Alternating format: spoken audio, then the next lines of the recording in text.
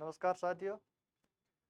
हम बात कर रहे थे राज्यपाल टॉपिक से संबंधित है, जिनमें हमने कुछ टॉपिक क्लियर किए थे राज्यपाल से संबंधित, जिनमें कि हमने देखा था पिछली क्लास में सरकार क्या है, सरकार के कौन कौन से अंग है, व्यवस्थापिका क्या कार्य करती है, कार्यपालिका क्या कार्य करती है, इनके अलावा न्यायपालिका क्या कार्य करती है।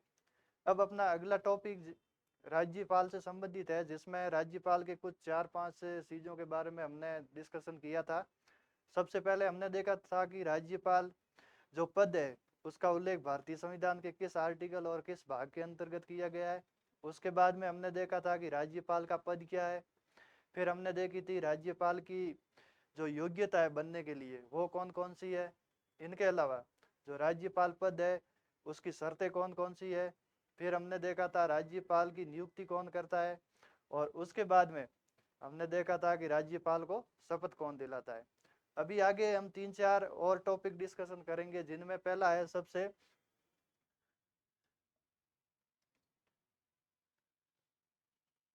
आज जो हमारा टॉपिक है उसमें हम देखेंगे राज्यपाल से संबंधित है। उसमें हम देखेंगे कि राज्यपाल का कार्यकाल कितना है, यानी कि राज्यपाल का कार्यकाल यानी कि टेन्योर। फिर हम देखेंगे कार्यकाल के बाद में इनको हटाने के क्या क्या प्रावधान किए गए हैं, उनके बारे में देखेंगे। फिर हम देखेंगे राज्यपाल को क्या क्या संरक्षण प्राप्त है, यानी कि क्या क्या उन्मुक्तियां प्राप्त है, उनको हम देखेंगे। संरक्षण या उन्मुक्तियां। फिर उसके बाद में हम देखेंगे राज्यपाल टॉपिक से संबंधित जो विशेष तथ्य है, जिनमें प्रमुख राज्यपाल के बारे में जानेंगे विशेष तथ्य। फिर उसके बाद में हम देखेंगे राज्यपाल जो पद है उसके संबंध में सुधार करने के लिए कौन कौन से आयोग बने थे, उनके बारे में चर्चा करेंगे, यानी कि आयोग के बारे में जानेंगे राज्यपाल पद में सुधार हेतु किए आयोग। और लास्ट में हम देखेंगे संक्षिप्त में अनुच्छेद, संक्षिप्त में अनुच्छेद, ताकि याद करने में अपने को आसानी रहे। तो इन 6 टॉपिक के बारे में पढ़ेंगे। सबसे पहले देखेंगे राज्यपाल का कार्यकाल कितना है, फिर उसके बारे में हटाने के लिए क्या क्या प्रावधान किए गए हैं। फिर उनके बाद में राज्यपाल के संरक्षण या उन्मुक्तिया के बारे में पढ़ेंगे। और फिर देखेंगे विशेष फैक्ट है जो राज्यपाल से संबंधित है, अक्सरतः परीक्षा के अंदर पूछे जाते हैं। और उनके बाद राज्यपाल का जो पद है उसमें सुधार करने के लिए कौन कौन से आयोग बने थे, उनके बारे में जानकारी लेंगे। और फिर संक्षिप्त में अनुच्छेद देखेंगे। इसके अलावा 2 क्लासें और रहेगी, जिसमें एक में हम देखेंगे राज्यपाल की शक्तियों के बारे में, जो 5 प्रकार की शक्तियां है वह पढ़ेंगे। और उसके साथ में अंतिम जो क्लास होगी हमारी वह होगी जो हमारे राजस्थान के अंदर जो भी राज्यपाल रहे उनके बारे में, एक एक राज्यपाल के बारे में व्यक्तिगत डिस्कशन करेंगे। तो अब सबसे पहले हम शुरू करते हैं कार्यकाल के बारे में। राज्यपाल का कार्यकाल, टेन्योर।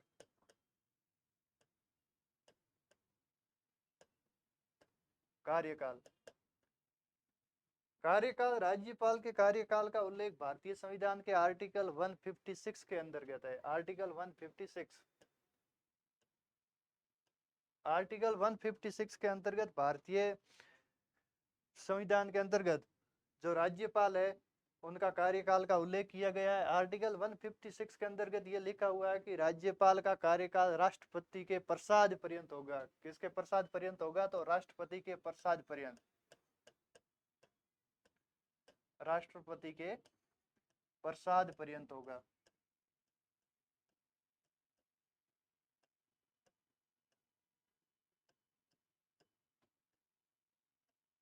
राज्यपाल का कार्यकाल राष्ट्रपति के प्रसाद पर्यंत होगा। प्रसाद पर्यंत शब्द से क्या तात्पर्य? प्रसाद पर्यंत शब्द से तात्पर्य है कि राष्ट्रपति मंत्री परिषद की सलाह के अनुसार जो निर्णय लेता है उसे कहते हैं प्रसाद पर्यंत। और एक होता है स्वयं विवेकी, यानी कि राष्ट्रपति अपने स्वयं के विवेक के अनुसार जो कार्य करते हैं उसे कहते हैं स्वयं विवेकीय कार्य। और प्रसाद पर्यंत कार्य से तात्पर्य है यानी कि मंत्री परिषद की सलाह।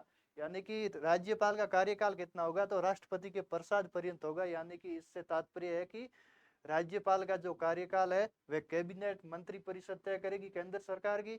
वो जो कहेगी राष्ट्रपति को, तो राष्ट्रपति उनके अनुसार राज्यपाल को हटा सकते हैं 20 में से। तो प्रसाद पर्यंत से तात्पर्य है मंत्री परिषद की सलाह। और मंत्री परिषद कौन सी, केंद्र सरकार की। प्रसाद पर्यंत आदि मंत्री परिषद की सलाह से।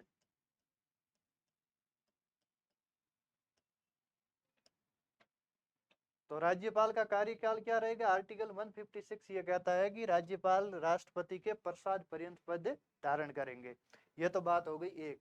क्या इससे पहले राज्यपाल स्वयं अगर अपनी इच्छा से चाहे तो क्या पद का त्याग कर सकते हैं? जी हाँ, बिल्कुल कर सकते हैं। भारतीय संविधान के आर्टिकल 156 के अंतर्गत ये उल्लेखित है कि भारतीय जो राज्यपाल है वह अपने राज्यपाल राष्ट्रपति को संबोधित करते हुए त्याग पत्र सौंप सकता है। यानी कि राज्यपाल अपना त्याग पत्र किसको सौंपेंगे, तो राष्ट्रपति को।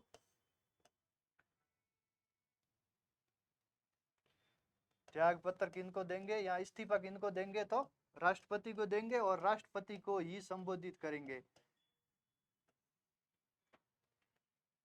राज्यपाल अपना त्याग पत्र या इस्तीफा किनको देते हैं, तो राष्ट्रपति को देते हैं और राष्ट्रपति को ही संबोधित करते हैं। ये बात हो गई दो। आर्टिकल 156 के अंतर्गत राष्ट्रपति राज्यपाल का कार्यकाल क्या है, तो सबसे इंपॉर्टेंट है कि वह राष्ट्रपति के प्रसाद पर्यंत पद धारण करेंगे। और नंबर 2, राज्यपाल अपना इस्तीफा किनको देंगे, तो राष्ट्रपति को इस्तीफा देंगे और राष्ट्रपति को ही संबोधित करेंगे। अब नंबर 3,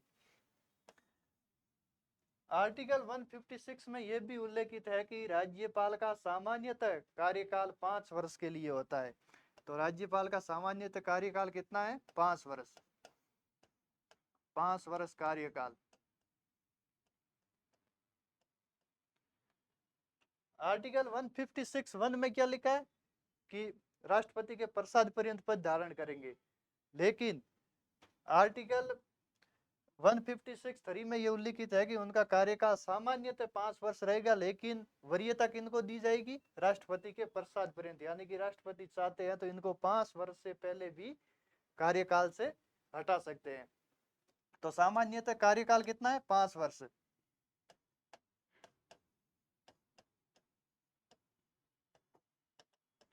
सामान्यतः कार्यकाल, जनरली जो कार्यकाल है राज्यपाल का वह है 5 वर्ष। और मुख्य बात क्या लिखी है कि राष्ट्रपति के प्रसाद पर्यंत पद धारण करेंगे। अब इनके अलावा एक बात और लिखी हुई है आर्टिकल 156। आर्टिकल 156 में यह उल्लिखित है कि जब तक किसी राज्य में किसी नए राज्यपाल द्वारा अपने पद का निर्वहन नहीं किया जाता है तब तक उस पद पर राज्यपाल बने रहेंगे। यानी कि नए पदाधिकारी द्वारा पद ग्रहण नहीं करने की स्थिति में राज्यपाल अपने पद धारण करते रहेंगे। नए पदाधिकारी द्वारा नए पदाधिकारी द्वारा पद ग्रहण करने तक पद पर बने रहेंगे।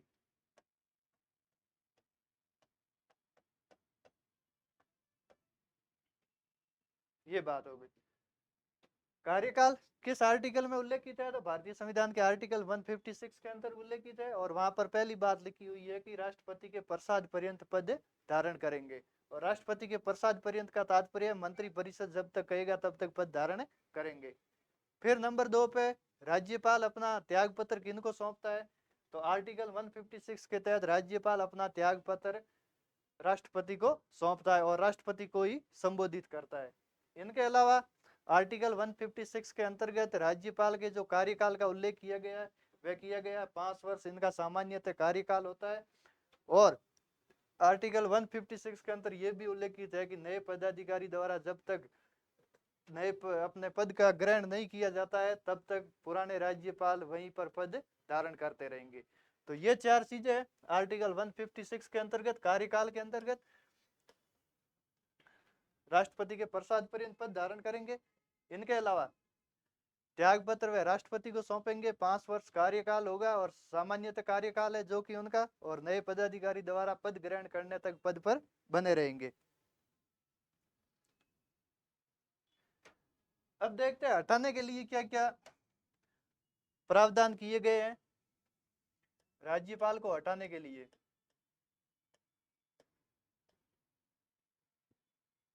नंबर 1, भारतीय संविधान के किसी भी आर्टिकल में राज्यपाल को हटाने का कोई प्रावधान का उल्लेख नहीं है। यानी कि संविधान में किसी भी आर्टिकल राज्यपाल को हटाने के कोई आधार का उल्लेख नहीं किया गया है।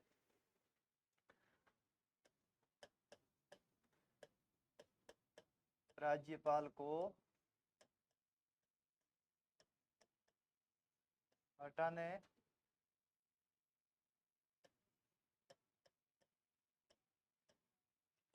का उल्लेख संविधान में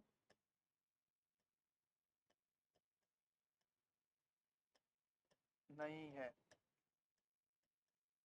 यानी कि राज्यपाल को कैसे हटाना, उसका जो आधार है उसका संविधान के अंदर उल्लेखित नहीं किया गया है।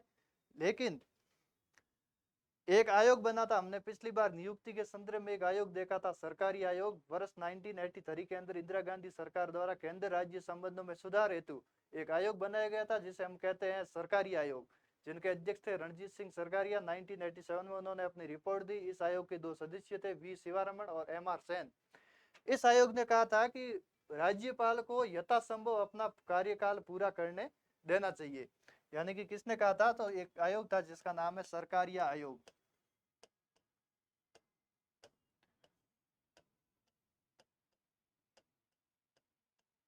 सरकारी आयोग 1983 के अंतर्गत बना था और इस आयोग ने कहा था कि राज्यपाल को यथासंभव अपना कार्यकाल पूरा करने देना चाहिए। यथासंभव कार्यकाल पूरा करना चाहिए। ये किन्होंने कहा था, एक आयोग बना था वर्ष 1983 के अंदर जिन्हें हम कहते हैं सरकारी आयोग, और उस सरकारी आयोग ने यह कहा था कि राज्यपाल को कम से कम 5 वर्ष अपना जो कार्यकाल है उसको पूरा करने देना चाहिए। किसने कहा था, सरकारी आयोग ने। कब बना था, 1983 के अंदर। और उन्होंने एक बात और कही थी, इन्होंने ये कहा था कि राज्यपाल को हटाने से पूर्व कम से कम एक बार उन्हें सूचना जरूर देनी चाहिए। यानी कि हटाने से पूर्व सूचना जरूर देनी चाहिए। हटाने से पूर्व उन्हें सूचित किया जाना चाहिए।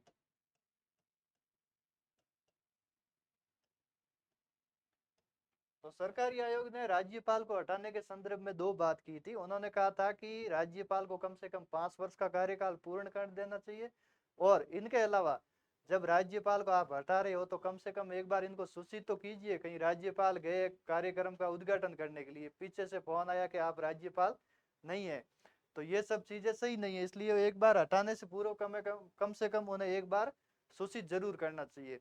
तो ये बातें किसने कही थी, सरकारी आयोग ने। कब बना था, 1983 के अंतर्गत। और क्यों बना था, तो केंद्र और राज्य के बीच संबंधों में सुधार लाने हेतु। अब इनके अलावा एक और आयोग बना था जिन्हें हम कहते हैं पुंसी आयोग।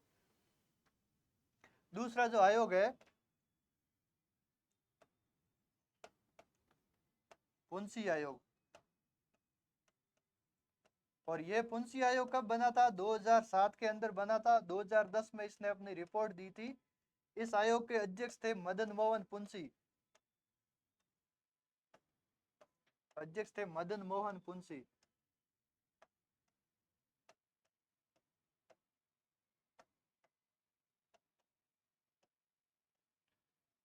मदन मोहन पुंसी इस आयोग के अध्यक्ष थे और पुंसी आयोग ने सिफारिश की थी वर्ष 2010 के अंदर, और इन्होंने कहा था कि राज्यपाल को महाभियोग इम्पीचमेंट के द्वारा हटाना चाहिए। यानी कि महाभियोग, जिस प्रकार राष्ट्रपति को महाभियोग द्वारा हटाया जाता है, ठीक उसी प्रकार राज्यपाल को भी महाभियोग प्रक्रिया के द्वारा हटाया जाना चाहिए। ये किसने कहा था? तो पुंसी आयोग ने कहा था। कब कहा था? 2010 में इन्होंने अपनी रिपोर्ट दी थी, और उस रिपोर्ट में इन्होंने कहा था कि राज्यपाल को महाभियोग प्रक्रिया द्वारा हटाया जाना चाहिए। विधानसभा के अंदर महाभियोग प्रक्रिया लानी चाहिए, और उस महाभियोग प्रक्रिया के तहत ही उन्हें अपने पद से हटाया जाना चाहिए, महाभियोग प्रक्रिया द्वारा।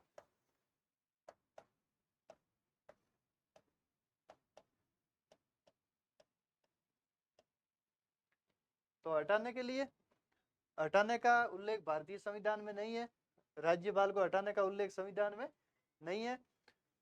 लेकिन हटाने के संदर्भ में एक आयोग बना था, सरकारी आयोग 1983 में। उसने ये कहा था कि राज्यपाल को कम से कम अपने 5 वर्ष का कार्यकाल पूरा करने देना चाहिए। फिर इनके बाद में इन्होंने वो एक बात और कही थी, उन्होंने कहा था कि राज्यपाल को हटाने से पूर्व कम से कम एक बार उन्हें सूचित किया जाना चाहिए। और फिर 2007 के अंदर एक आयोग बना था मदन मोहन पुंसी की अध्यक्षता में, जिन्हें हम पुंसी आयोग कहते हैं। और इसी पुंसी आयोग की सिफारिश थी कि राज्यपाल को हटाने के लिए महाभियोग प्रक्रिया अपनाई जानी चाहिए। विधानसभा में महाभियोग प्रक्रिया के द्वारा राज्यपाल को हटाया जाना चाहिए। ये किसने कहा था? तो पुंसी आयोग ने, जिसके अध्यक्ष थे मदन मोहन पुंसी। कब बना? 2007 के अंदर बना था, और रिपोर्ट इन्होंने कब दी? तो 2010 के अंदर। ये बात हो गई हटाने के संदर्भ में।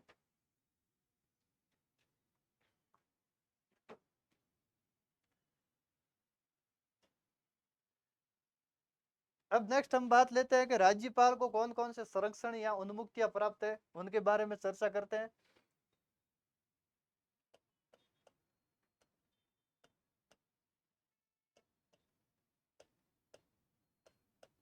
उन्मुक्तियां या संरक्षण, यानी कि इन्हें कौन कौन से कामों में छूट दी गई है, किन कामों में इन्हें संरक्षण प्रदान किया गया है। इनका उल्लेख भारतीय संविधान के आर्टिकल 361 के अंतर्गत हम देखते हैं कि राष्ट्रपति, राज्यपाल और राज प्रमुख तीनों की उन्मुक्तियां या संरक्षण के बारे में उल्लेख किया गया है। किन किन को उल्लेख किया, किन किन का उल्लेख किया गया? तो राष्ट्रपति के लिए, नंबर 2 राज्यपाल, और 3 पे राज प्रमुख।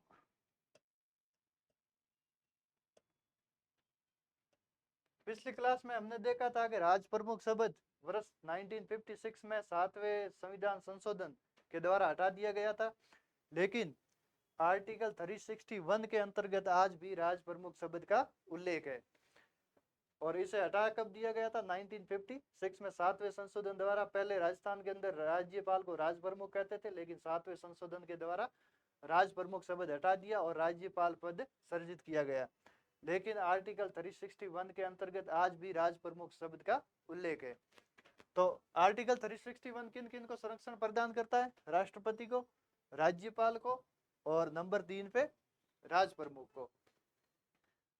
क्या उपराज्यपाल को भी आर्टिकल 361 के तहत संरक्षण प्राप्त है? तो उपराज्यपाल को आर्टिकल 361 के तहत कोई संरक्षण या उन्मुक्तियां प्राप्त नहीं है, यानी कि उपराज्यपाल का यहाँ कोई लेना देना नहीं है।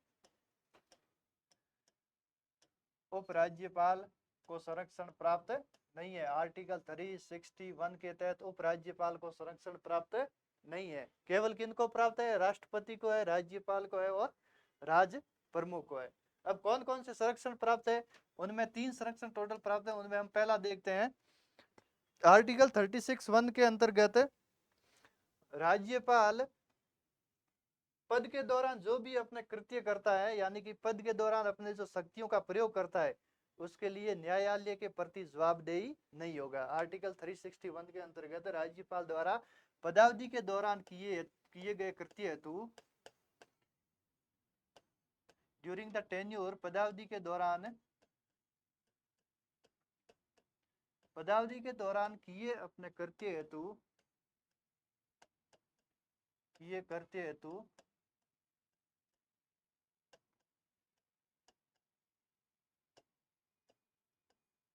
न्यायपालिका के प्रति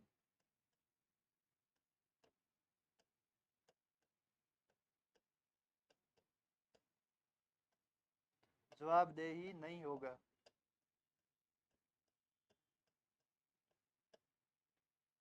यानी कि आर्टिकल 36(1) ये कहता है कि राज्यपाल द्वारा अपने पदावधि के दौरान जिन शक्तियों का वह प्रयोग करता है, तो उन शक्तियों के प्रयोग में अगर किसी भी प्रकार की कुछ आशंका या कोई और अगर गड़बड़ होती है, तो उस संदर्भ में राज्यपाल उन कार्यों के प्रति जवाबदेही नहीं होगा, यानी कि न्यायालय के प्रति जवाबदेही नहीं होगा।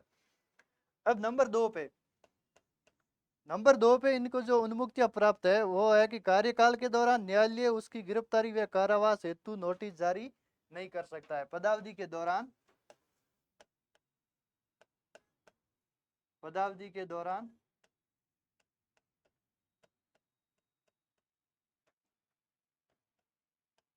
न्यायालय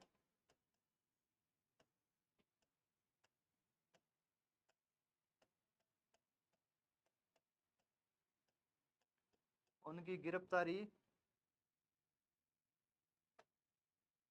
व पदावधि के दौरान न्यायालय उनकी गिरफ्तारी व कारावास हेतु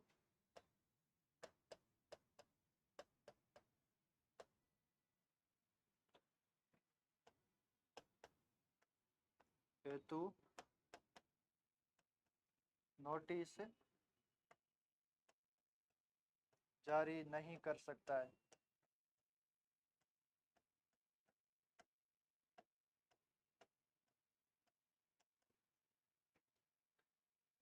राज्यपाल यदि पद पर है तो उसमें आपराधिक या दीवानी मामलों में जो भी न्यायालय द्वारा उनकी गिरफ्तारी या कारावास का अगर आदेश है, तो वह आदेश नोटिस उन्हें जारी नहीं कर सकती। यानी कि पदावधि के दौरान न्यायालय उनकी गिरफ्तारी व कारावास हेतु नोटिस जारी नहीं कर सकती है।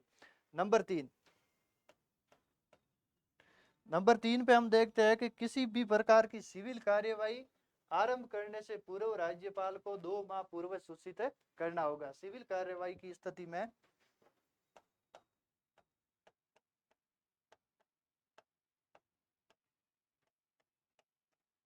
सिविल कार्रवाई की स्थिति में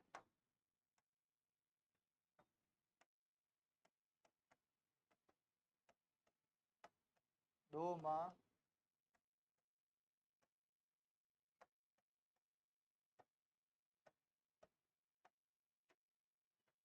पूर्व सूचना देनी होती है।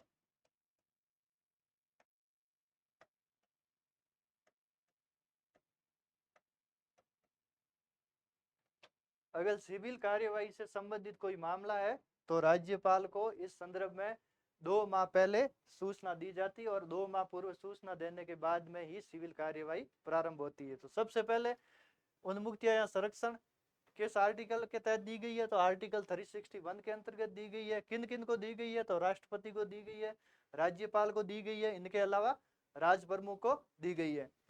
लेकिन इस बात का ध्यातव्य रहे कि उप राज्यपाल को आर्टिकल 361 के अंतर्गत उन्मुक्तियां या संरक्षण प्रदान नहीं किया गया है।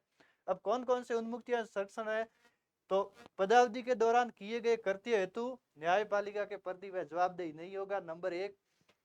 नंबर 2, पदावधि के दौरान न्यायालय उनकी गिरफ्तारी व कारावास हेतु नोटिस जारी नहीं कर सकता है। और नंबर 3, सिविल कार्यवाही के मामले में यदि अपराध में राज्यपाल शामिल है तो उस स्थिति में 2 माह पूर्व सूचना देनी अनिवार्य है। तो ये थे संरक्षण या उन्मुक्तियां। अब नेक्स्ट अपन चलते हैं भारतीय संविधान के आर्टिकल 371 से 371H तक राज्यपाल को प्रत्येक कुछ राज्यों के अंदर विशेष पावर दिया गया है, उनके बारे में चर्चा करेंगे। यानी कि विशेष अधिकार क्या है, राज्यों के संदर्भ में विशेष अधिकार।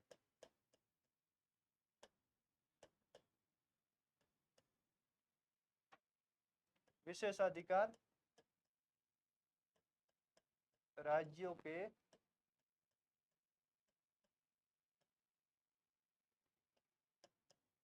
संदर्भ में यानी कि सामान्य जो उसकी पावर है उसके अलावा और कुछ कार्य राज्यपाल को दिए गए, यानी कि कुछ विशेष अधिकार दिए गए कुछ राज्यों के संदर्भ में। वह देखते हैं कौन कौन से राज्यों के अंदर किस आर्टिकल के तहत विशेष अधिकार दिए जाते हैं। इनमें ये मिलान वाला ज्यादातर प्रश्न आता है, उसमें हम आर्टिकल देख लेते हैं एक बार। पहले हम आर्टिकल बात करते हैं, आर्टिकल 371।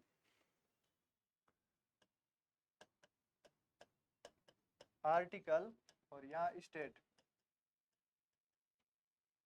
आर्टिकल 371। आर्टिकल 371 महाराष्ट्र व गुजरात के संदर्भ में, महाराष्ट्र व गुजरात।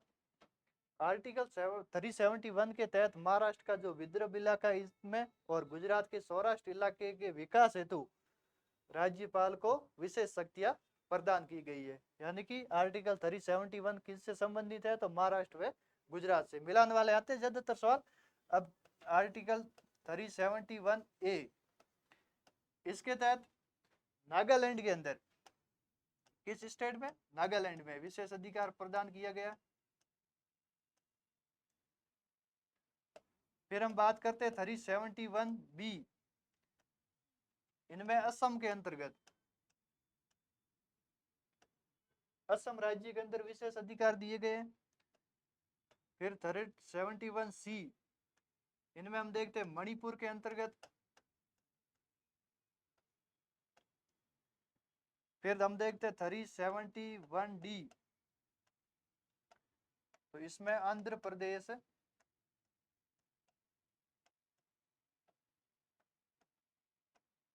व तेलंगाना, आंध्र प्रदेश व तेलंगाना राज्य के संदर्भ में विशेष अधिकार दिए गए। फिर हम देखते हैं 371 ई, इसमें केंद्रीय विश्वविद्यालय आंध्र प्रदेश, इसके संदर्भ में विशेष अधिकार दिए गए हैं। केंद्रीय विश्वविद्यालय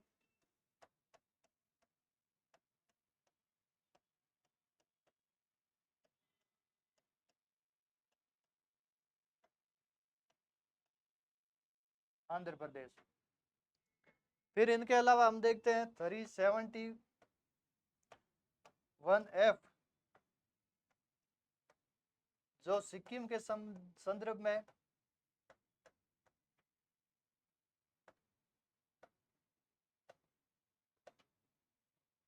सिक्किम। आर्टिकल 371 महाराष्ट्र व गुजरात के संदर्भ में, 371 ए नागालैंड, 371 बी असम से संबंधित है, 371 सी मणिपुर से संबंधित है, 371 डी आंध्र प्रदेश व तेलंगाना से संबंधित है, और 371 ई केंद्रीय विश्वविद्यालय आंध्र प्रदेश से संबंधित है, और 371 एफ सिक्किम से संबंधित है। और आगे नेक्स्ट देखते हैं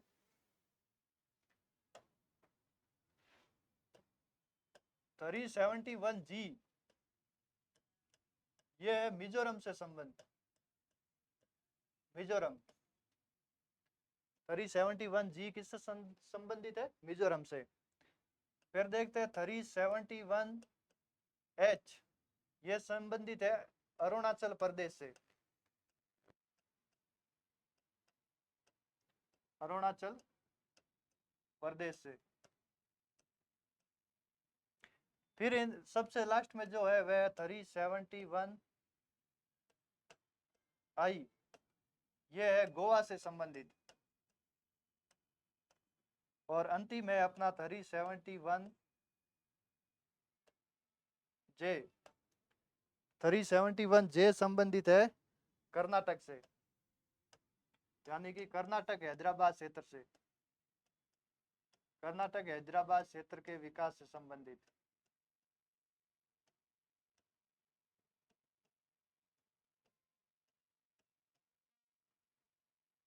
तो ये हो गए कुल 4, ये है, और 7 ये, टोटल 11 है टोटल। उसमें आर्टिकल 371 किस राज्य में विशेष अधिकार है, तो महाराष्ट्र में गुजरात में, 371 ए नागालैंड में, 371 बी असम से संबंधित है, 371 सी मणिपुर से संबंधित है, 371 डी आंध्र प्रदेश व तेलंगाना, और 371 ई आंध्र प्रदेश में केंद्रीय विश्वविद्यालय से संबंधित है। और 371 एफ सिक्किम से संबंधित है। फिर हम देखते हैं कि 371 जी मिजोरम से संबंधित है। फिर आगे देखते हैं एच जो कि अरुणाचल प्रदेश से संबंधित है। फिर उनके बाद में आई गोवा से संबंधित है। और फिर आगे लास्ट में जो जे है वह कर्नाटक हैदराबाद क्षेत्र से यानी कि कर्नाटक राज्य से संबंधित है। तो ये कुछ विशेष प्रावधान थे, राज्यपाल को इन राज्यों में विशेष शक्तियां दी गई है, उनके बारे में था। ज्यादातर मिलान का सवाल आता है, तो एक बार ये याद रखना कि किस राज्य में किस आर्टिकल के तहत राज्यपाल को विशेष शक्तियां प्रदान की गई है।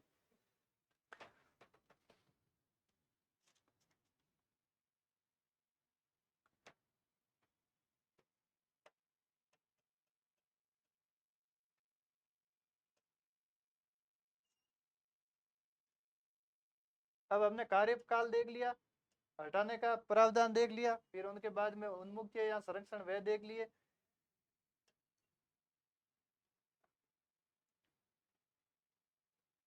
अब हम आगे देखते हैं कौन कौन से आयोग बने, राज्यपाल के पद में सुधार हेतु कौन कौन से आयोग बने थे उनके बारे में देख लेते हैं।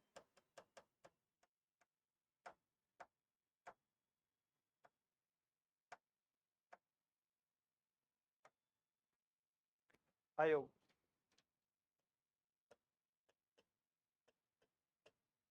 काफी चर्चा हम आयोग की कर चुके हैं, लेकिन एक बार और संक्षिप्त में देख लेते हैं। सरकारी आयोग सबसे पहले,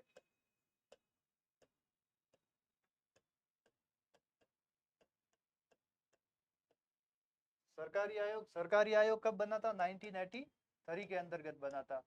और इन्होंने रिपोर्ट कब दी थी? तो 1987 के अंतर्गत। अध्यक्ष कौन थे? रणजीत सिंह सरकारिया। और इस आयोग की प्रमुख सिफारिशें कौन कौन सी है? इस आयोग ने यह कहा था कि राज्यपाल राज्य से बाहर का व्यक्ति होना चाहिए, यानी कि स्वयं के राज्य के अंदर व्यक्ति को राज्यपाल नहीं बनाया जाना चाहिए, यानी कि राज्यपाल राज्य से बाहर का व्यक्ति होना चाहिए, राज्य से बाहर का व्यक्ति होना चाहिए। दूसरी, इन्होंने कहा था कि जिस राज्य के अंदर आप राज्यपाल को नियुक्त कर रहे हो, तो उस राज्य के जो मुख्यमंत्री है उनके साथ एक बार आप विचार विमर्श करके उस राज्य के अंदर राज्यपाल की नियुक्ति करें, यानी कि मुख्यमंत्री के साथ विचार विमर्श नियुक्ति के संदर्भ में, मुख्यमंत्री से विचार विमर्श कर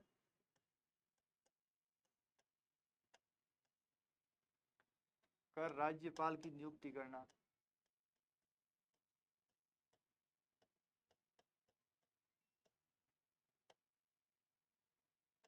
नंबर 2 पे इन्होंने ये बात कही थी कि जिस राज्य के अंदर आप राज्यपाल की नियुक्ति कर रहे हो, then you will have to फैसले, जो उस राज्य का मुख्यमंत्री है उनके साथ में आपको डिस्कशन करना जरूरी, यानी कि विचार विमर्श करना जरूरी है, इनको संवैधानिक बाध्यता बनाए। ये बात हम पहले कर चुके हैं एक बार। फिर इन्होंने ये कहा था कि अभी हमने जस्ट देखा था कि जिस राज्य के अंदर आप राज्यपाल की नियुक्ति कर रहे हो या तो उनके साथ विचार विमर्श करना, ये तो है, एक तो बात ये हो गई। फिर इनके अलावा इन्होंने ये कहा था कि राज्यपाल को हटाने के लिए कम से कम आपको उस राज्यपाल को सूचित भी करना जरूरी है। आप जिस राज्यपाल को अगर पद से हटा रहे हो तो फर्स्टली उनको आप एक बार सूचित करें, यानी कि राज्यपाल को हटाने से पूर्व उन्हें सूचना देना, हटाने से पूर्व सूचना देना।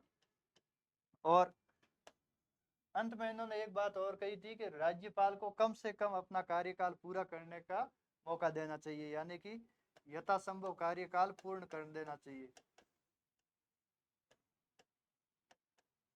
यथासंभव कार्यकाल पूर्ण करने देना चाहिए। तो ये चार चीजें सरकारी आयोग ने बताई थी। कब बना था? 1983 के अंदर। 1987 के अंदर इन्होंने अपनी सिफारिश दी थी और इन्होंने ये कहा था कि राज्य से बाहर का व्यक्ति को राज्य का राज्यपाल बनाया जाना चाहिए। हालांकि ऐसा संविधान के किसी भी आर्टिकल में ये उल्लेखित नहीं है कि राज्यपाल राज्य के बाहर का व्यक्ति होना चाहिए, लेकिन ये परंपरा है कि राज्यपाल ज्यादातर हम देखते हैं कि हमेशा राज्य से बाहर का व्यक्ति को ही बनाया जाता है ताकि वह क्षेत्रीय राजनीति से दूर रहे, इसलिए राज्यपाल हमेशा राज्य से बाहर के व्यक्ति को ही बनाया जाता है। तो ये भी इन्होंने सुझाव दिया था कि राज्य से बाहर का व्यक्ति राज्यपाल होना चाहिए। नंबर 2 पे मुख्यमंत्री से विचार विमर्श करके राज्यपाल की नियुक्ति करनी चाहिए। और नंबर 3, हटाने से पूर्व उनको एक बार सूचना देनी चाहिए। और नंबर 4, उनको यथासंभव अपना 5 वर्ष का कार्यकाल पूर्ण करने देना चाहिए। ये किन की सिफारिश से थी? सब थी सरकारी आयोग जो 1983 में बना था, और इन्होंने सिफारिश दी थी 1987 के अंतर्गत। फिर आगे हम देखते एक आयोग बना था, अभी हमने चर्चा की थी, पुंसी आयोग। पुंसी आयोग कब बना था? तो 2007 में। और इस आयोग के द्वारा सिफारिशें कब दी थी? तो 2010 के अंदर। 2007 में इसके अध्यक्ष कौन थे? अभी हमने देखा था मदन मोहन पुंसी। इस आयोग की क्या क्या सिफारिशें थी? तो सबसे पहले इन्होंने कहा था कि राज्यपाल को हटाने के लिए विधानसभा में महाभियोग प्रक्रिया अपनाई जानी चाहिए, यानी कि महाभियोग द्वारा हटाना। जिस प्रकार राष्ट्रपति को महाभियोग द्वारा हटाया जाता है, ठीक उसी प्रकार राज्यपाल को भी महाभियोग प्रक्रिया द्वारा हटाया जाना चाहिए। महाभियोग प्रक्रिया से हटाना किसने कहा था? तो पुंसी आयोग ने कहा था। कब बना था? 2007 में। और उन्होंने एक और कहा था कि राज्यपाल की नियुक्ति के संदर्भ में एक समिति का गठन किया जाना चाहिए, यानी कि नियुक्ति हेतु समिति।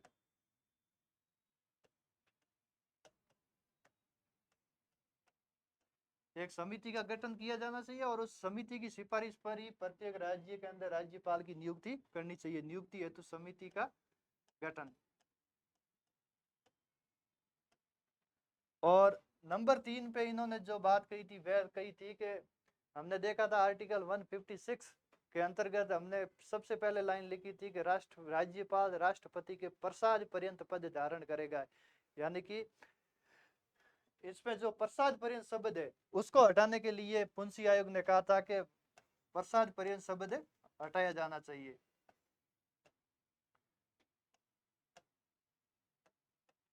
प्रसाद पर्यंत शब्द को हटाना।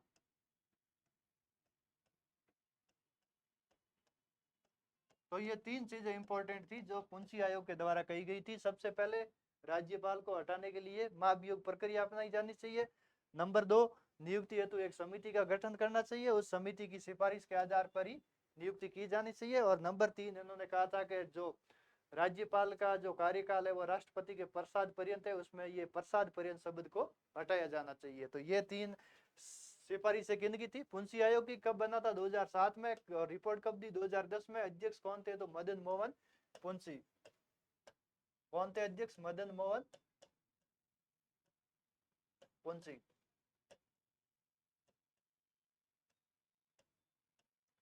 ये थे पुंसी आयोग के अध्यक्ष मदन मोहन पुंसी।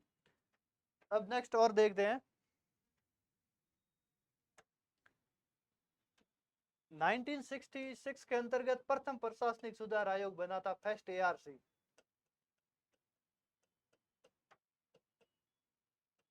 फर्स्ट एआरसी कब बना था? 1966 के अंतर्गत।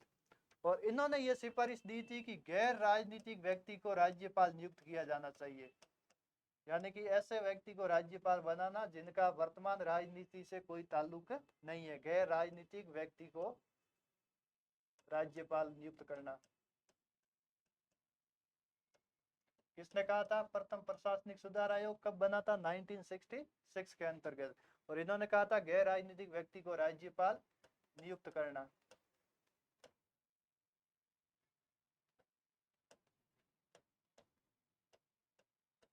किसने कहा था? फर्स्ट एआरसी, प्रथम प्रशासनिक सुधार आयोग। कब बना था? 1966 के अंतर्गत। और इसी आयोग ने कहा था कि आपको राज्यपाल बनाना है तो ऐसे गैर राजनीतिक व्यक्ति को बनाइए जो कि वर्तमान राजनीति से कोई ताल्लुक नहीं रखता है। फिर आगे हम देखते हैं एक तमिलनाडु सरकार के द्वारा 1969 के अंतर्गत एक समिति बनाई थी राजमन्नार की अध्यक्षता में, जिसे हम कहते हैं राजमन्नार समिति। 1969 में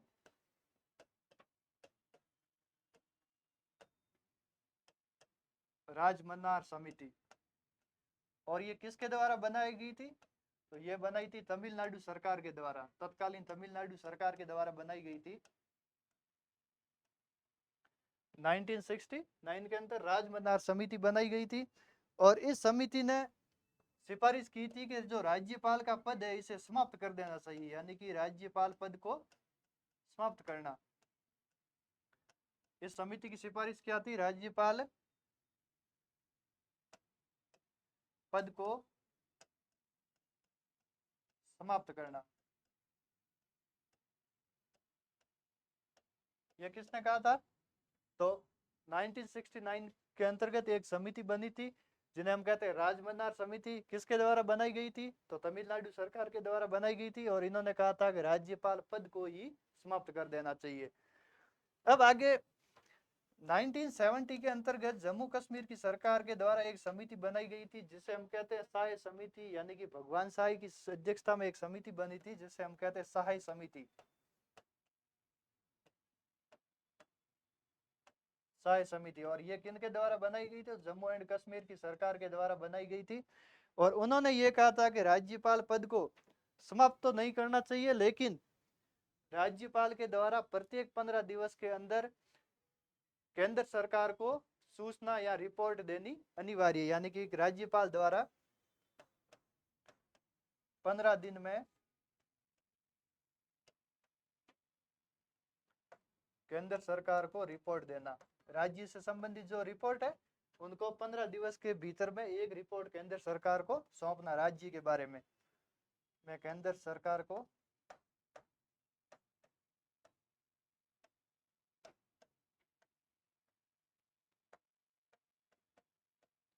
रिपोर्ट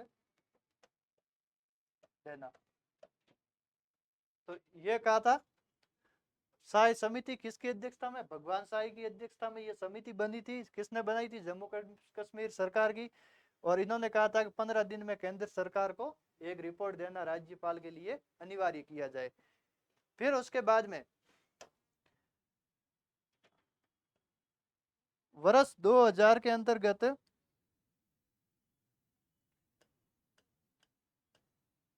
एक संविधान समीक्षा आयोग बना था।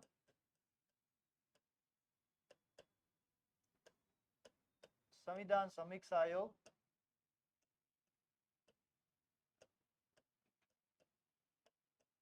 इसके अध्यक्ष थे वेंकट चलैया, इसलिए इसको वेंकट चलैया आयोग भी कहते हैं।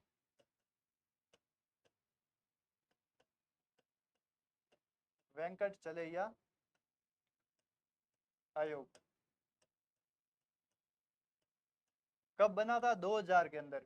और इसने 2002 में अपनी रिपोर्ट दी थी और इन्होंने ये कहा था कि जिस राज्य के अंदर आप राज्यपाल की नियुक्ति कर रहे हो तो उस राज्य के मुख्यमंत्री के साथ विचार विमर्श अनिवार्य किया जाना चाहिए, यानी कि जैसा सरकारी आयोग ने कहा था वैसा ही वैसा संविधान समीक्षा आयोग यानी कि वेंकट चलैया आयोग के द्वारा कहा गया था, यानी कि मुख्यमंत्री के साथ विचार विमर्श।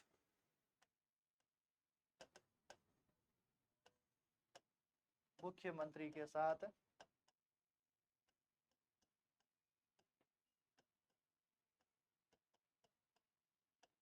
विचार विमर्श करना। अगर आप जिस राज्य के अंदर राज्यपाल की नियुक्ति कर रहे हैं तो उस राज्य के संबंधित राज्य के जो मुख्यमंत्री है उनके साथ में एक बार विचार विमर्श जरूर करें। ये किसने कहा था? संविधान समीक्षा आयोग कब बना था? 2000 के अंतर्गत। और इसे इसके अध्यक्ष थे वेंकट चलैया, इसलिए इसे वेंकट चलैया आयोग भी कहते हैं। तो ये कुल आयोग हो गए।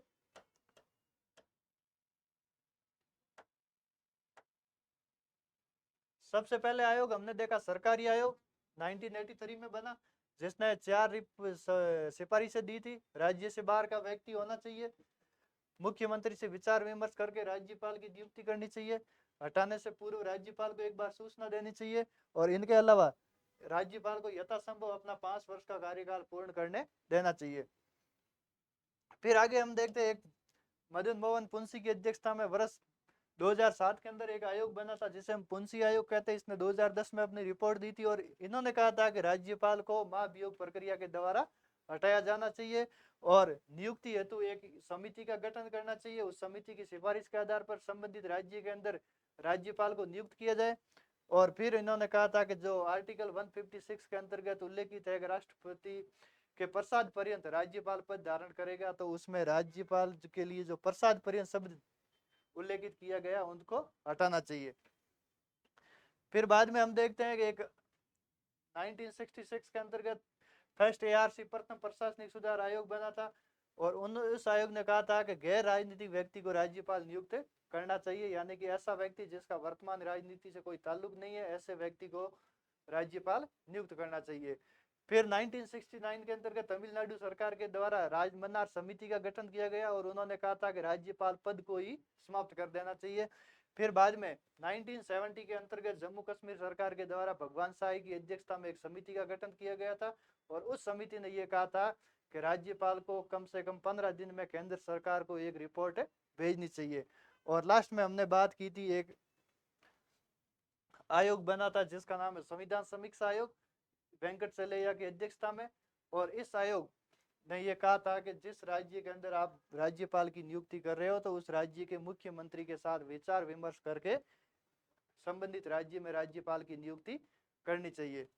तो ये थे कुछ आयोग जिनमें राज्यपाल से संबंधित क्या क्या टिप्पणी की थी, यानी कि सुधार के लिए क्या क्या उन्होंने अपने सुझाव दिए थे, वह सभी है। अब हम देखते हैं राज्यपाल से संबंधित कुछ विशेष फैक्ट कौन कौन से हैं। राज्यपाल से संबंधित कौन कौन से विशेष फैक्ट है, उनका हम एक बार डिस्कशन करते हैं।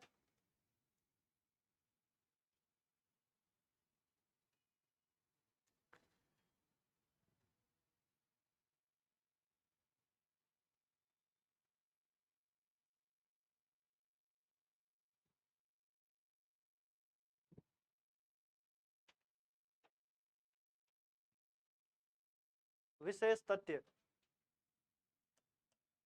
राज्यपाल से संबंधित विशेष तथ्य। अब देखते हैं राजस्थान के सबसे पहले राज्यपाल कौन से।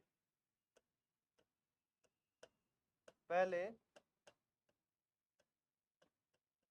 राज्यपाल, अब राज प्रमुख की बात की जाए तो राज प्रमुख सवाई मानसिंह द्वितीय जो थे वह राज प्रमुख थे, लेकिन 7वें संशोधन के द्वारा राज प्रमुख शब्द हटा दिया गया और उसके बाद में राज्यपाल का पद सृजित किया गया। तो सबसे पहले जो राज्यपाल बने थे वह बने थे गुरुमुख निहाल सिंह। कौन बने थे? गुरुमुख निहाल सिंह।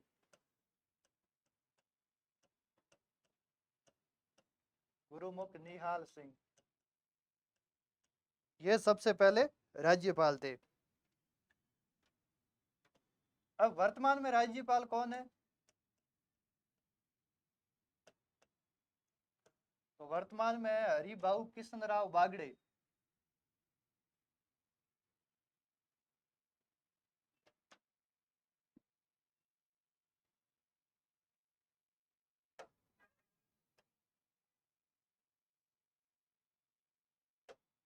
वर्तमान में राज्यपाल है हरिभाऊ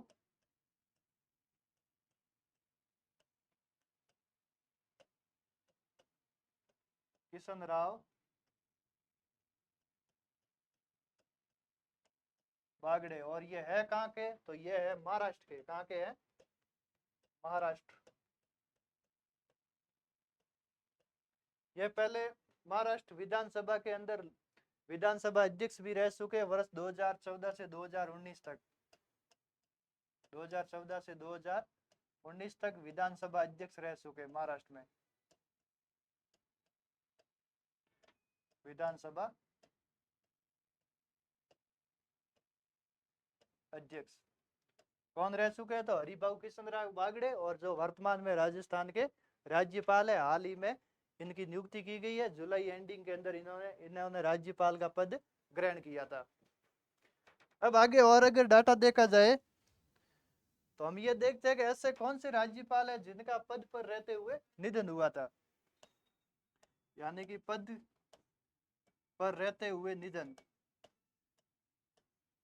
ये कुछ फैक्ट है जो कि जनरली एग्जाम के अंदर पूछे जाते हैं, पद पर रहते हुए निधन। तो इनमें 4 राज्यपाल का नाम आता है। सबसे पहले हम देखते हैं तो दरबारा सिंह।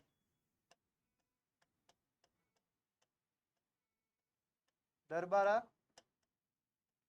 सिंह। नंबर 2 के अंदर देखते हैं निर्मल चंद जैन।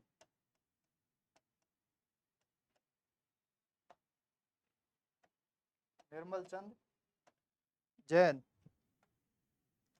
नंबर 3 पे देखते हैं शैलेंद्र कुमार सिंह।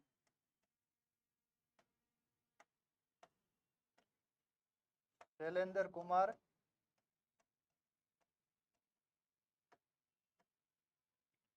सिंह। और नंबर 4 पे है श्रीमती प्रभा राव। प्रभा राव। ये ऐसे 4 राज्यपाल है जिनका पद के दौरान इनका निधन हो गया था, जब ये पद पर थे और पद के दौरान ही इनका निधन हो गया था। कौन कौन है? दरबारा सिंह, निर्मल चंद्र जैन, शैलेंद्र कुमार सिंह और प्रभा राव। पहले राज्यपाल कौन है? गुरुमुख निहाल सिंह। वर्तमान कौन है? हरिभाऊ किशन राव बागड़े, जो महाराष्ट्र से हैं। और ये महाराष्ट्र विधानसभा में अध्यक्ष रहे थे। कब? 2014 से 2019 तक।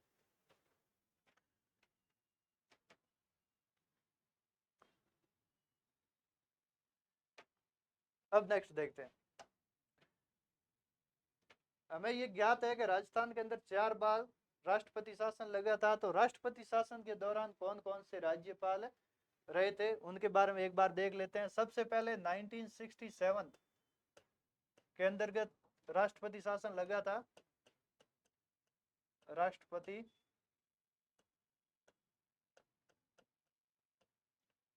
शासन के दौरान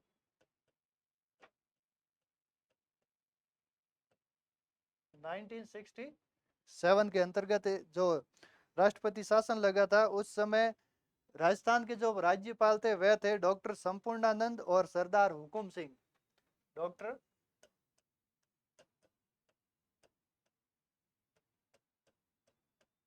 संपूर्णानंद, और इनका कार्यकाल पूरा हुआ, फिर बाद में आए सरदार हुकुम सिंह। तो 2 जने थे, सरदार हुकुम सिंह। जब राजस्थान में पहली बार 1967 के अंदर पहली बार जो राष्ट्रपति शासन लगा था, 1967 में लगा था, उस समय डॉक्टर संपूर्णानंद राजस्थान के राज्यपाल थे। और फिर बाद में इनका कार्यकाल पूरा होने के बाद में सरदार हुकुम सिंह राजस्थान के राज्यपाल बने थे। फिर दूसरा राष्ट्रपति शासन लगा था 1977 के अंतर्गत, 1977 के। और उस समय राज्यपाल थे रघुकुल तिलक। रघुकुल तिलक उस समय राजस्थान के राज्यपाल थे। कौन थे? रघुकुल तिलक। फिर बाद में जो तीसरा राष्ट्रपति शासन लगा था वह लगा था 1980 के अंतर्गत। और उस समय भी राज्यपाल कौन थे? तो रघुकुल तिलक थे। उस समय भी रघुकुल तिलक थे। चूंकि राज्यपाल का कार्यकाल 5 वर्ष होता है, इसलिए 77 में लगा था। उसके बाद में 80, तो 3 वर्ष का गैप था, इसलिए रघुकुल तिलक ही उस समय भी राजस्थान के राज्यपाल थे, रघुकुल तिलक। चौथा जो राष्ट्रपति शासन लगा था वह वर्ष 1992 व 93 में लगा था। 1992 व 1993 के अंतर्गत लगा था। और उस समय जो राजस्थान के राज्यपाल थे वह थे डॉक्टर एम चन्ना रेड्डी व बलीराम भगत। डॉक्टर एम चन्ना रेड्डी।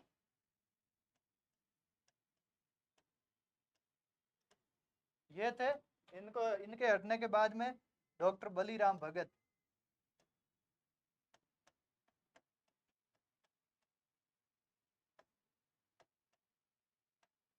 बलीराम भगत। तो ये थे, सॉरी डॉक्टर नहीं है, केवल बलीराम भगत है। राष्ट्रपति शासन के दौरान पहला राष्ट्रपति शासन कब लगा? 1967 के अंतर्गत लगा था। उस समय कौन थे? डॉक्टर संपूर्णानंद और सरदार हुकुम सिंह। इन 2 जनों का कार्यकाल था। फिर बाद में 1977 में जब राष्ट्रपति शासन लगा था, उस समय राज्यपाल थे रघुकुल तिलक। फिर 1980 में तीसरा जो राष्ट्रपति शासन लगा था, उस समय राज्यपाल थे रघुकुल तिलक। दोनों में सेम है। और नंबर 4 जो चौथा लगा था राष्ट्रपति शासन 1992 से 1993 में, उस समय डॉक्टर एम चन्ना रेड्डी और बलीराम भगत, इन दोनों का कार्यकाल था। तो ये थे राष्ट्रपति शासन के दौरान राज्यपाल के, कौन कौन राज्यपाल थे जो राष्ट्रपति शासन के दौरान इन्होंने अपना कार्यकाल किया। अब आगे देखते हैं।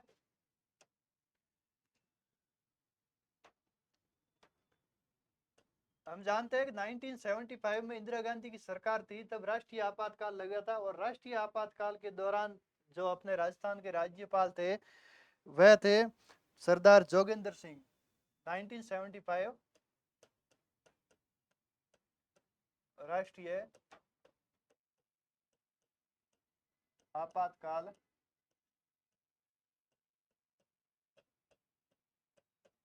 के दौरान राज्यपाल तो कौन थे? सरदार जोगिंदर सिंह।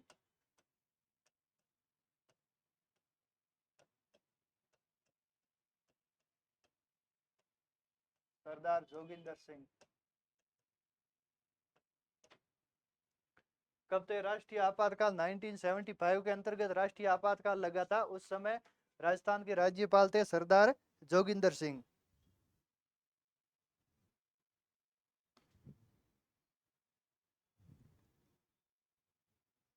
अब आगे देखते हैं कि वह राज्यपाल जो संसद के दोनों सदनों के सदस्य रहे हैं, वह राज्यपाल जो संसद के दोनों सदनों के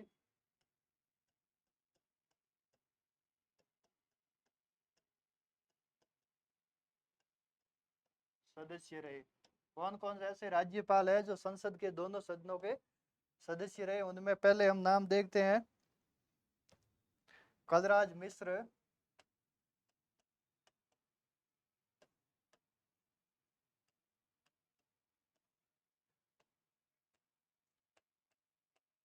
मार्गरेट अलवा,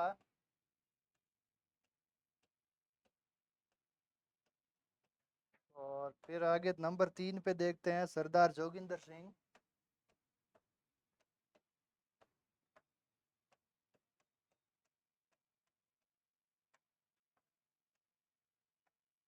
सरदार जोगिंदर सिंह आपातकाल के समय भी थे। और नंबर 4 पे देखते हैं प्रतिभा देवी सिंह पाटिल।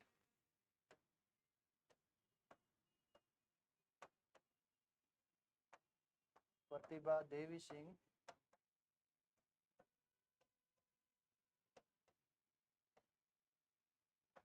पाटिल। ये चार थे वे राज्यपाल जो संसद के दोनों सदनों के सदस्य रह चुके हैं, यानी कि लोकसभा और राज्यसभा दोनों के सदस्य रह चुके हैं। उनमें कलराज मिश्र, मार्गरेट अलवा, सरदार जोगिंदर सिंह और प्रतिभा देवी सिंह पाटिल। अब नेक्स्ट देखते हैं, ऐसे कौन कौन से राज्यपाल है जो लोकसभा के अध्यक्ष रह चुके हैं, यानी कि वे राज्यपाल जो लोकसभा अध्यक्ष रह चुके हैं। जो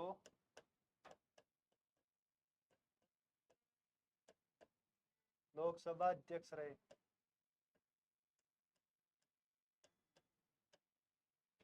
इनमें हम देखते हैं तो एक नाम आता है बलीराम भगत। बलीराम भगत। दो नाम और है, उनमें देखा जाए तो शिवराज पाटिल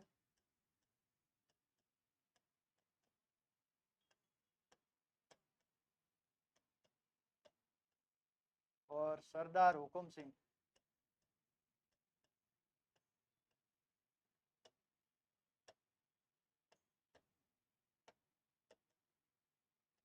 तो ये तीन राज्यपाल थे जो राज्यपाल राजस्थान के राज्यपाल रहे, और फिर बाद में सॉरी पहले लोकसभा अध्यक्ष भी रह चुके हैं। बलीराम भगत, शिवराज पाटिल और सरदार हुकुम सिंह।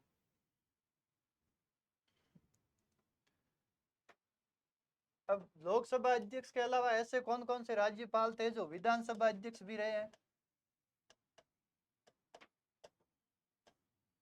वे राज्यपाल जो विधानसभा अध्यक्ष भी रहे हैं,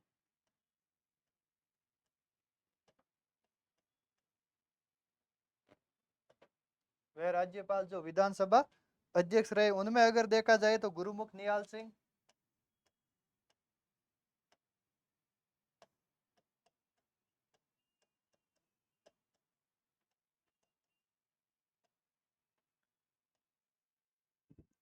फिर इनमें और अगर देखा जाए तो दरबारा सिंह,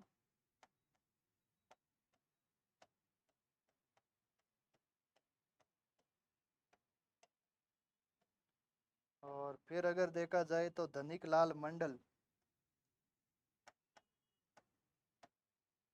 धनिक लाल मंडल। और जो वर्तमान में राज्यपाल है हरिभाऊ किशन राव बागड़े, ये भी महाराष्ट्र विधानसभा के अध्यक्ष रह चुके हरिभाऊ किशन राव बागड़े।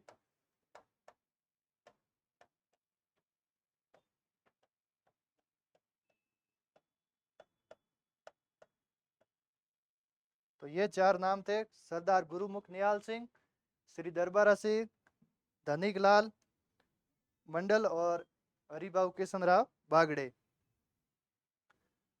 अब इनके अलावा ऐसे कौन से राज्यपाल थे जो पहले मुख्यमंत्री रहे? वह राज्यपाल जो पूर्व में मुख्यमंत्री रहे।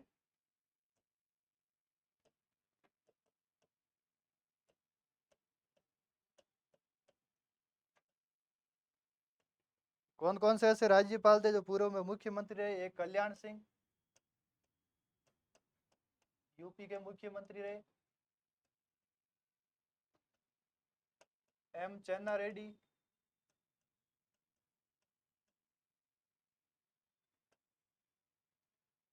और कल्याण सिंह, एम चन्ना रेड्डी, इनके अलावा मदन लाल खुराना,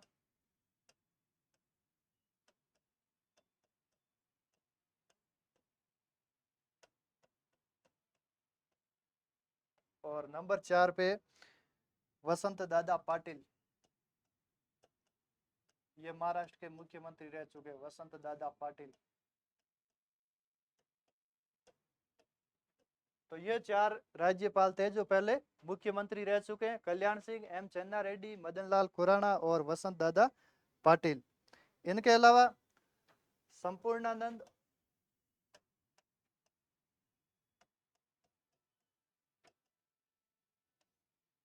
और गुरुमुख निहाल सिंह,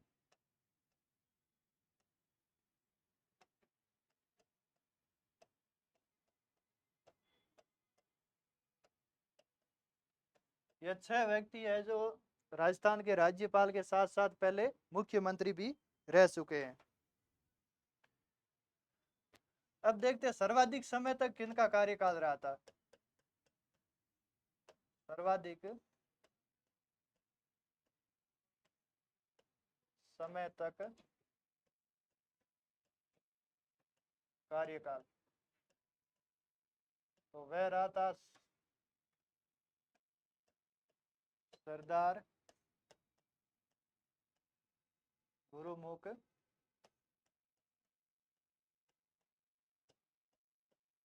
निहाल सिंह।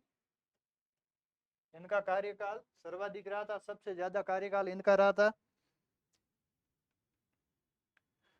और सबसे कम समय तक रहा था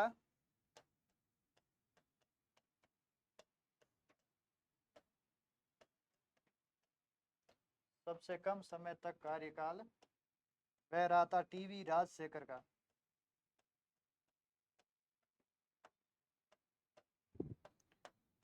टीवी राजेश्वर।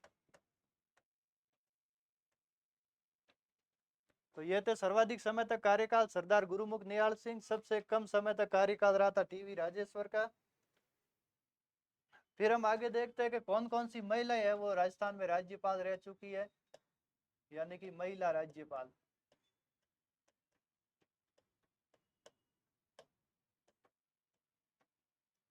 तो उसमें हम देखते हैं प्रभा राव,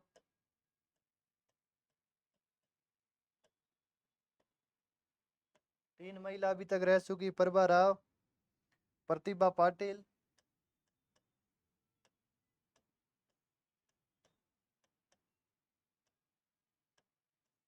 और नंबर 3 मार्गरेट अल्वा।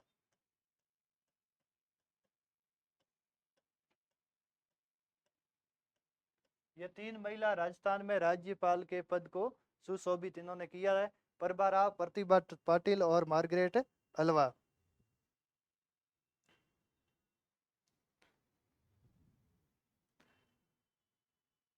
अब इनके अलावा राज्यपाल से संबंधित कुछ कथन कहे गए हैं, उनको एक बार हम देख लेते हैं। सरोजनी नायडू,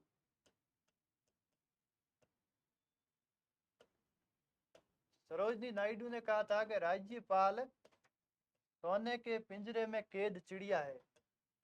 सोने के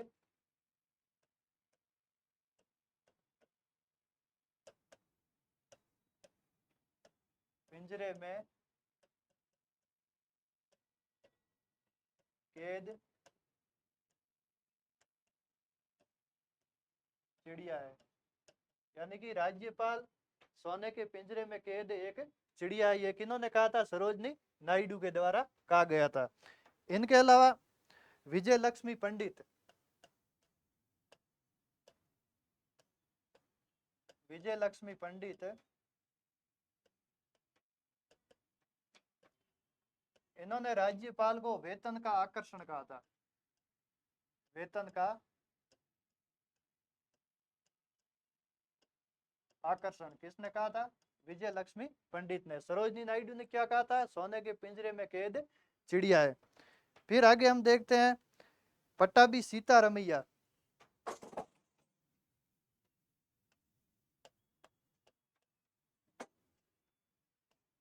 पट्टाभी सीतारमैया,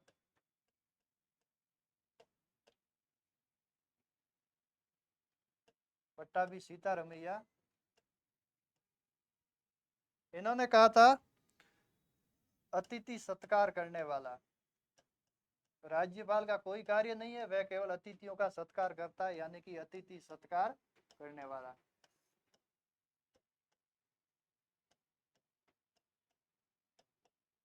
और लास्ट में मार्गरेट अल्वा,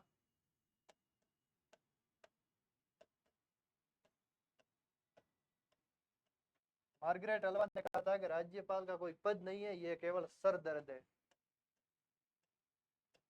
तो ये किसने कहा था? मार्गरेट अल्वा के द्वारा। सबसे पहले सरोजनी नायडू ने क्या कहा था? सोने के पिंजरे में कैद चिड़िया। और फिर विजय लक्ष्मी पंडित ने कहा था वेतन का आकर्षण। और पट्टाभी सीतारमैया ने कहा था कि ये केवल अतिथि सत्कार करने वाला है। और मार्गरेट अल्वा ने कहा था सर दर्द। ये कुछ फैक्ट थे राज्यपाल से संबंधित। अब हम अंतिम पड़ाव पे देख लेते हैं, कुछ अनुच्छेद है जिनसे याद करने में आसानी रहती है, वह देख लेते हैं एक बार।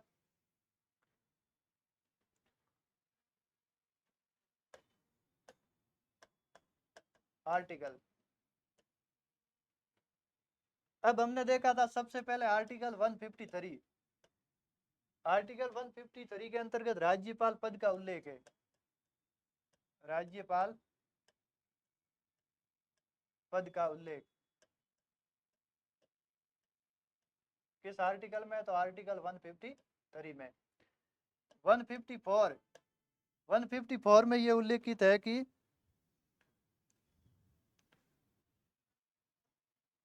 राज्य की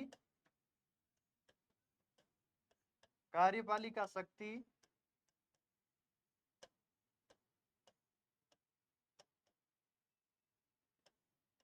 राज्यपाल में निहित होगी।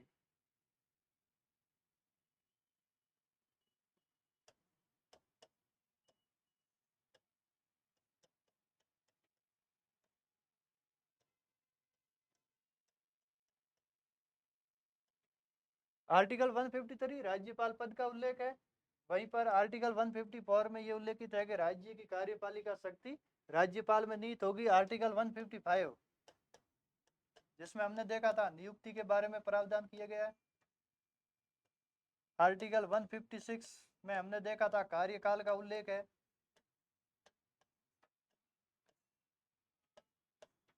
आर्टिकल 157 में हमने देखा था योग्यता का उल्लेख है। आर्टिकल 158 में शर्तें आर्टिकल 159 के अंतर्गत हमने देखा था राज्यपाल की शपथ का उल्लेख है। और आगे आर्टिकल 160, इसमें कुछ आकस्मिकताओं में राज्यपाल के कर्तव्यों का निर्वहन। अगर राज्यपाल पद पे नहीं है तो उनके कर्तव्यों का निर्वहन कौन करेंगे? कुछ आकस्मिकता में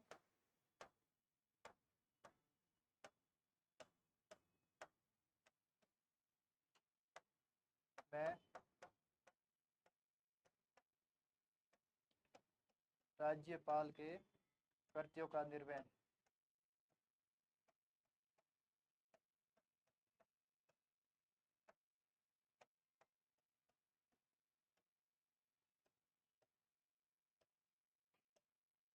आर्टिकल 153 राज्यपाल पद का उल्लेख है। आर्टिकल 154 राज्य की कार्यपालिका शक्ति किसमें निहित होगी? राज्यपाल के अंतर्गत निहित होगी। ये आगे हम कार्यपालिका शक्ति में विस्तार से देखेंगे। नियुक्ति हमने देख ली आर्टिकल 155 के अंतर्गत। 156 में हमने कार्यकाल देखा था। 157 में योग्यता देखी थी। आर्टिकल 158 में शर्तें देखी थी। 159 में शपथ। और आर्टिकल 160 के अंतर्गत ये उल्लेखित है कि कुछ आकस्मिकता में राज्यपाल के कर्तव्यों का निर्वहन कौन करेगा, उसके बारे में जानकारी दी हुई है। ये आगे हम पढ़ेंगे। फिर आगे हम देखते हैं आर्टिकल 161। इसमें राज्यपाल की समाधान शक्तियों का उल्लेख किया गया है। यह भी आगे हम देखेंगे। न्यायिक शक्तियों के अंतर्गत समाधान शक्तियां।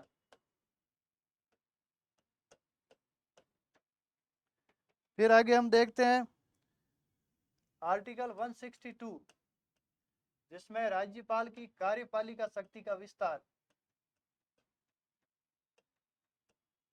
कार्यपालिका शक्ति का विस्तार, यानी कि आर्टिकल 162 के तहत राज्य की कार्यपालिका शक्ति का विस्तार का उल्लेख किया गया है। आर्टिकल 163, आर्टिकल 163 के तहत मंत्री परिषद का उल्लेख किया गया था, यानी कि राज्यपाल को सहायता हेतु एक मंत्री परिषद होगी। राज्यपाल को सहायतार्थ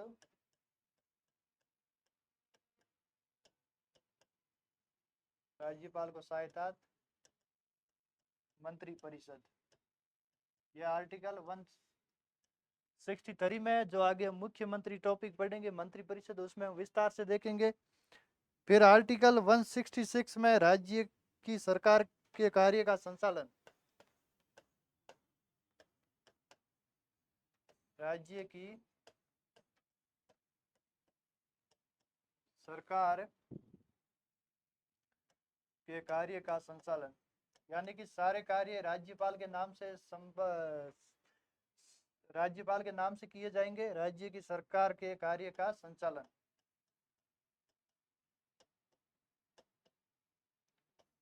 राज्य में जो भी कार्य किए जाएंगे वह सभी राज्यपाल के नाम से किए जाएंगे। यह आर्टिकल 166 के अंतर्गत उल्लेखित है। फिर आर्टिकल 167 राज्यपाल को जानकारी देने के संदर्भ में मुख्यमंत्री के कर्तव्य है।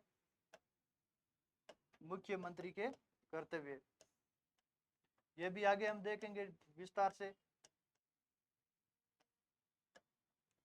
167 मुख्यमंत्री के कर्तव्य।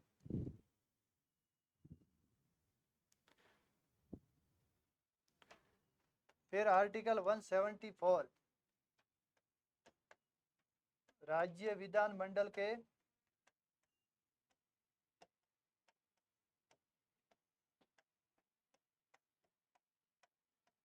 सत्र व सत्रावसान, यानी कि सत्र को बुलाना व सत्र का अवसान यानी कि समाप्त करना, सत्रावसान। ये काम राज्यपाल का है। राज्यपाल के द्वारा राज्य के अंतर्गत जो विधानमंडल के जो सत्र है उनको आउट किया जाता है, यानी कि सत्राउत और सत्रावसान का कार्य आर्टिकल 174 के अंतर्गत है।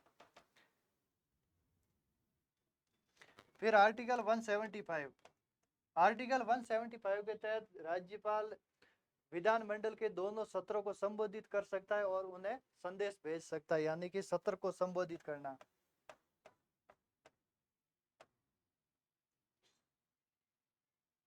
सदनों को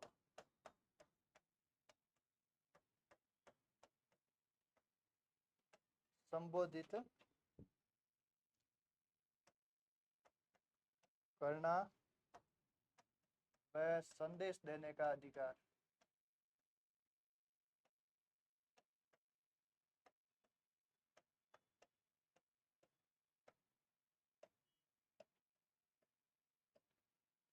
वन 161 समाधान शक्तियां, 162 राज्य की कार्यपालिका शक्ति का विस्तार, 163 राज्यपाल को सहायतार्थ एक मंत्री परिषद होगी और मुख्यमंत्री उसका मुख्य होगा। ये आगे हम देखेंगे। 166 राज्य की सरकार के कार्य का संचालन यानी कि राज्य के कार्य राज्यपाल के नाम से किए जाएंगे।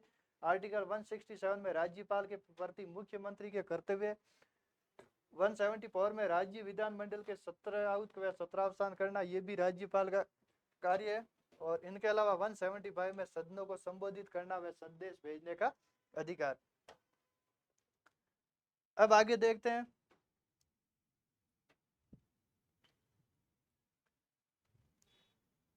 आर्टिकल 176, आर्टिकल 176 में राज्यपाल का विशेष संबोधन, राज्यपाल का विशेष संबोधन के बारे में प्रक्रिया का उल्लेख किया गया। ये भी आगे हम पढ़ेंगे इनको विस्तार से। आर्टिकल 176 राज्यपाल का विशेष संबोधन। आर्टिकल 200 के तहत राज्यपाल विधेयकों पर सहमति देते हैं, विधेयकों पर सहमति। और आर्टिकल 201 के तहत विधेयक को राष्ट्रपति हेतु आरक्षित रखना, विधेयक को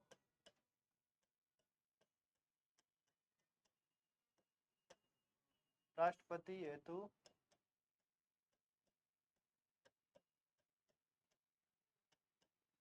आरक्षित रखना। आर्टिकल 200 के तहत विधेयकों पर सहमति देगा और आर्टिकल 201 के तहत विधेयक को राष्ट्रपति हेतु आरक्षित रखता है। इनके अलावा जो अंतिम हम पढ़ते हैं वह है अध्यादेश जारी करना, यानी कि आर्टिकल 213 के तहत राज्यपाल अध्यादेश जारी करता है। ये सब आगे राज्यपाल की शक्तियों के संदर्भ में विषय विस्तार से पढ़ेंगे। अध्यादेश जारी करना।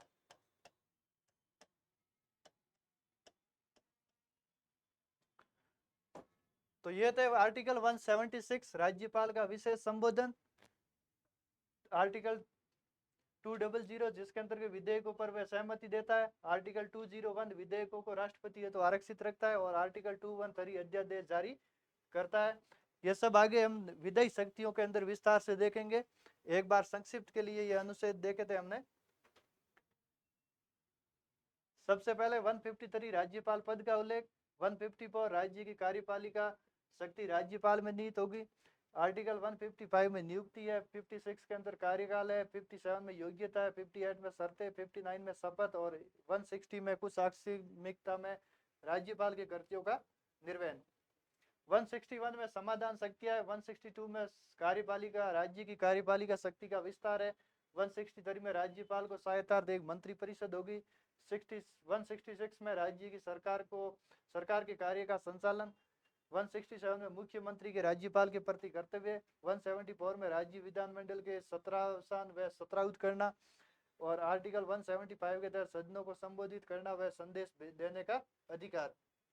176 में राज्यपाल का विशेष संबोधन और आर्टिकल 200 के तहत में विधेयकों पर सहमति प्रदान करना। आर्टिकल 201 के तहत विधेयक को राष्ट्रपति हेतु आरक्षित रखना और आर्टिकल 213 के तहत अध्यादेश जारी करने की शक्ति है। ये कुछ संक्षिप्त में अनुच्छेद है जो अक्सर मिलान के लिए पूछ लिए जाते हैं।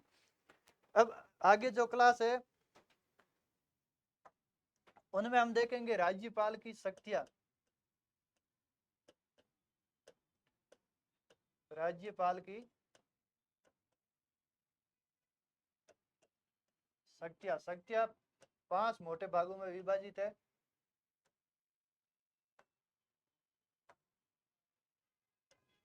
सबसे पहले हम देखेंगे विधायी शक्ति, फिर देखेंगे कार्यपालिका शक्ति, फिर देखेंगे न्यायिक शक्ति, फिर देखेंगे वित्तीय शक्ति, और सबसे लास्ट में देखेंगे स्वविवेकीय शक्ति।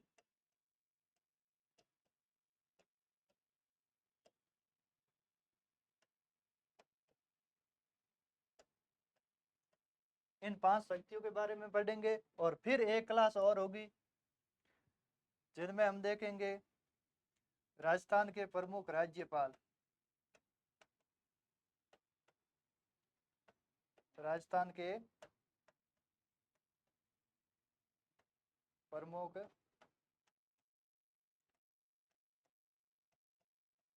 राज्यपालों का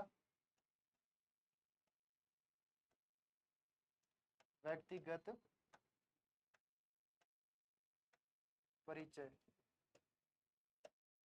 तो ये 2 टॉपिक है जो अगली क्लास में देखेंगे। तब तक के लिए धन्यवाद।